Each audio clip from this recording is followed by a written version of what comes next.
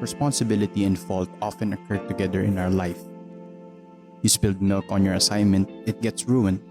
It's your fault, and it's for sure your responsibility to redo it. This is how fault works in our society. But there are also problems where we are not at fault, but are still responsible for.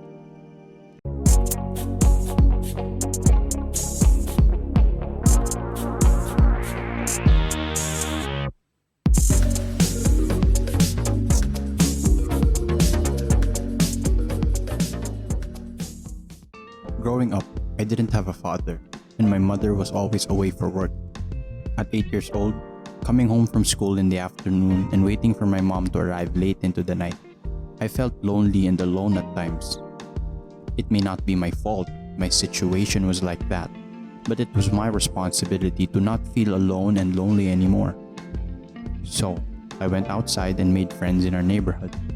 I met someone who became like a brother to me.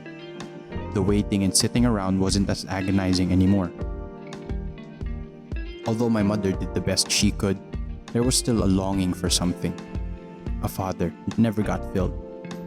It still hasn't today, but that's okay.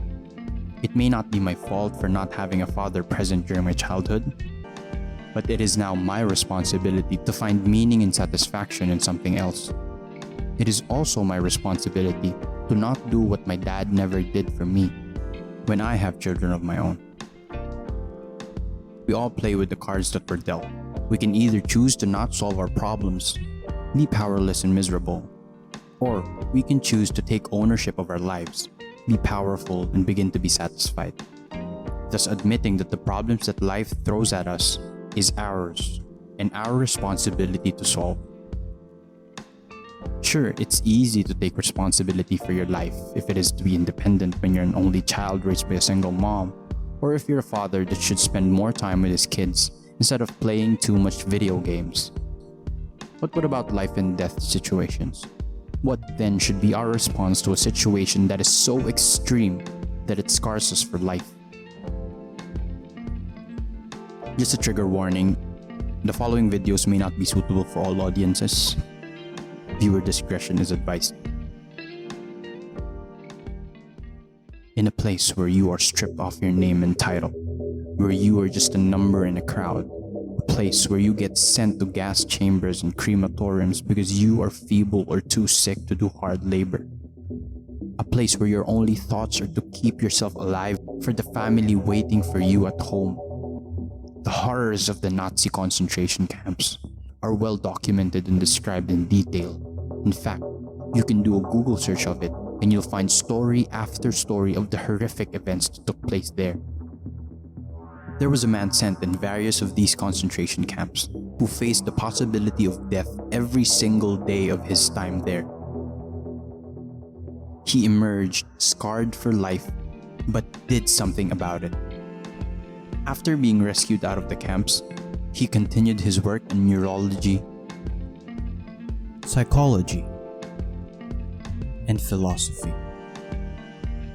He was the founder of logotherapy, a school of psychotherapy which describes the search for a life meaning as a central human motivational force. Why? What was different about him? If we were faced with a life or death situation, we would probably succumb to its overwhelming power. One of the reasons why Dr. Viktor Frankl did differently was that he recognized the role of taking responsibility for your own life, despite the dreadfulness of circumstances. He wrote a book that describes his experiences. It sold millions. In it, he said that everything be taken from a man but one thing, the last of the human freedoms, to choose one's attitude in any given set of circumstance, to choose one's own way. In other words, sometimes in life we may not be at fault where we end up, but we get to decide where we go from there. You can read a more detailed account of his personal experiences in his book, Man's Search for Meaning. He was one of the small percentage of people who survived the horrors of the concentration camps. I'm not neglecting the experiences or tragedies that life inevitably gives us, but whether we admit to it or not, we have a choice. We can do something about it. we can take responsibility for our own physical, emotional, and mental healing. More on responsibility and fault. Drawing the line between taking responsibility and blaming ourselves for the things that happens to us may not be clear at times. But here are some encouraging words from prominent people around the world. On an Instagram Live last January 30, 2018, Will Smith talked a bit about responsibility. He said that it doesn't matter whose fault it is that something is broken. It is your responsibility to fix it. He goes on and says that it's not your fault if your partner cheated and ruined your marriage, but it is for damn sure your responsibility to figure out how to take that pain and how to overcome that and build a happy life for yourself. He ends the video by saying that the road to power is in taking responsibility. Your heart, your life, and your happiness are your responsibility, and your responsibility alone. Oprah Winfrey, on a YouTube video posted last October 22nd, 2011 on her channel, Oprah Winfrey Network. She tells the story of how she got separated from the woman who raised her, her grandmother. At 6 years old, she was moved to Milwaukee, where she felt alone. She said that she always had a deep understanding for herself that if anything was going to move forward in her life, that she was going to have to be responsible for making that happen. She articulates it now as, you are responsible for your life. She goes on and follows that up with, and if you're sitting around waiting on somebody to save you, to fix you, to even help you, you are wasting your time. Because only you have the power to take responsibility to move your life forward. And the sooner you get that, the sooner your life gets into gear.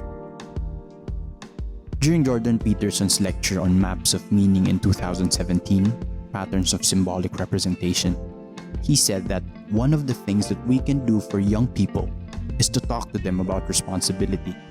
He said that there's a huge marketplace for responsibility. That's what you want to talk to young people about. It's like, get your act together. Do something worthwhile with your life. He goes on and explains why. Because the more responsibility you take on, the more meaning your life has. The higher degree of responsibility you agree to try to bear, the richer your life will be. If you want to watch the videos and listen to the words through their own voices, links in the description below. Enough said.